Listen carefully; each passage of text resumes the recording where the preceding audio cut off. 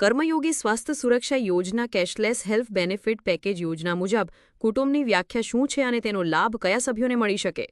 ગુજરાત રાજ્ય સેવા તબીબી સારવાર નિયમો 2015ના નિયમ 2.2 મુજબ કુટુંબ એટલે 1. સરકારી કર્મચારી કે પેન્શનરના આશ્રિત પતિ કે પત્ની 2.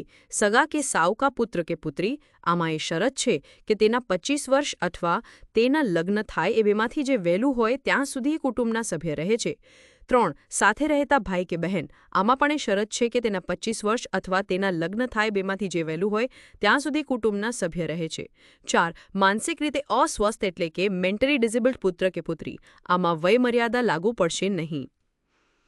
એક ખાસ વાત ધ્યાનમાં રાખવી કે આ વ્યાખ્યાના હેતુ માટે વ્યક્તિની વ્યક્તિગત ઉપાર્જિત અને અનુપાર્જિત માસિક આવક મર્યાદા ₹500થી વધે નહીં તો જ તેને સંપૂર્ણ આશ્રિત ગણવામાં આવે છે.